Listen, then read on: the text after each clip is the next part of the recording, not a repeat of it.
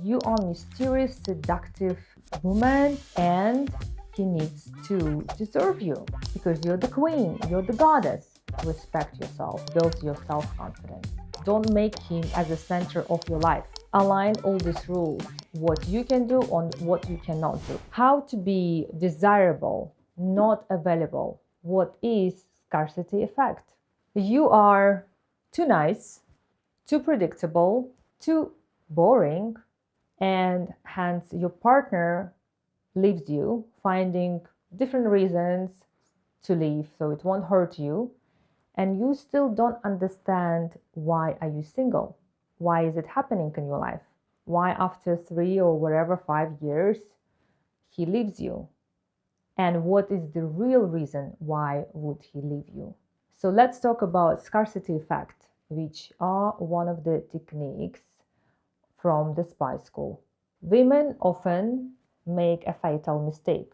They're too accessible, they're too available. But men want to chase, men want to conquer women. For example, I live by the spy rule, which is I never call, I hardly text myself first. I allow men to chase me. I allow men to do the first step, but also giving him the platform to do that. But I don't bother man with questions like, where have you been? What are you doing? Where did you go yesterday? Where are you right now? With whom did you speak? And all this.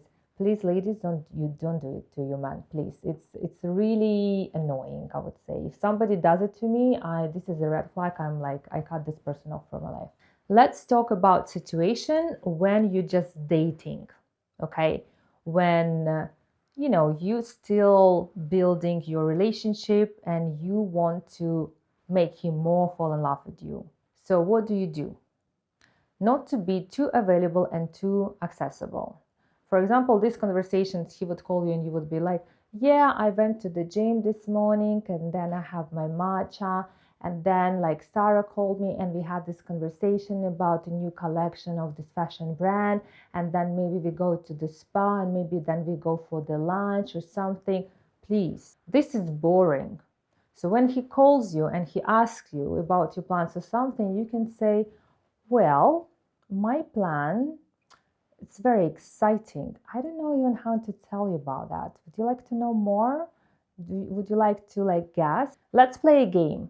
So you involve him into your game, into this kind of excitement, rather than making him to be bored. Okay? If he texts you or calls you, for example, sometimes, not often, but don't reply straight away. Or don't call him yourself first. Make yourself a little bit you have your own life. And this is one of the important things in your life. You have your own things going on. You have your hobbies, you have your friends, you have your job, you have a lot of fulfillment in your life. It's not just him. Don't make him as a center of your life. Nobody will ever respect and nobody will ever appreciate that. You need to be fulfilled with your own things, what you do. You need to be happy without anyone. Nobody can make you happy. This is something inside of you. So partner comes to your life to share your happiness, not to make you happy. Please, this is so important. And this is number one of your validation, to be happy without anyone else. There is one technique I would like to share. It calls circle of hell.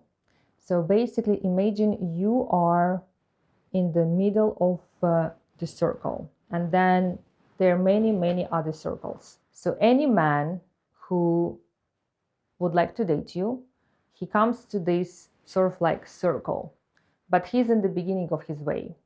So he needs to go through all the circles in order to be in the center, right? Or for example, to be with you or to have with you intercourse, depends what kind of relationship are you looking for, doesn't matter. So in the center is you and the desire and his hopes, right? You allow him to go and play into this game. You don't make yourself too available. It's not like, okay, darling, here I am, take me all. No, please. Ladies, it doesn't work. You are mysterious, seductive woman, and he needs to deserve you because you're the queen, you're the goddess. So he comes to the first circle and he does everything good. He sends you flowers, he invites you for dates, he's very polite and nice. Then you can move him to the next circle, closer to you. Then he does something more. For example, he helps you out with your cough, which has to be fixed. So I don't know, like something in your job or something. So he helps you with something. He moves on closer to the center. If he does something wrong, he can go back to the previous circle. It's like a game. It's a stimulation for man, and also it's sort of training for him. Imagine how you teach kids or you train dogs. You don't give to your dog treats all the time, right? If he would poop on the carpet which you just bought, you wouldn't give him treat, right? Same here. And not just men, to everyone. If somebody does some bad thing to you or whatever you don't like, don't make it like, oh, okay, no problem. Because people will think like, okay, I just step on her boundaries and she's okay with that, so I can push further. Have your own boundaries, have your own distance. You can do this and this and this, but you can't do this. And as you know, the best educational tool when somebody behaves bad, for example, it works very well with in the schools, right? They have these demerits, right? When kids doing something bad in the school or like they mess or something, the teacher would give them demerits. So with my son, for example, he was in a military school, he would have so many demerits. Also, he was so naughty. But what did they do? They would like do some labor, or they would be by themselves in the classroom. What is it? It is isolation. It's sort of like ignorance, sort of ignorance. So instead of you screaming at your partner how bad he is, how stupid he is, or he messed up with this or that, don't waste your energy, don't waste your time. Become silent. This is the best tool to educate people that you don't like something. Do your own thing. He will understand that something is wrong. He will understand that you became colder. He will wonder why. And then you tell him, yes, I am upset about the thing you've done. Please try to understand, what did you do wrong? So he will go back and analyze his behavior. Because if you will give him everything like this, oh, you did wrong this, most likely he would do it again. Most likely he wouldn't understand the lesson. But you build this relationship, first of all, of the most important rule is to keep your boundaries. So in any case, in any relationship, first of all, you have to be always priority for yourself. Your mental health is the most important. And here we go to abusive manipulative relationship where those manipulators step on your boundaries and you cannot say no. It's a big power to say no to people. So try from setting up your boundaries. Let me tell you how man chooses women.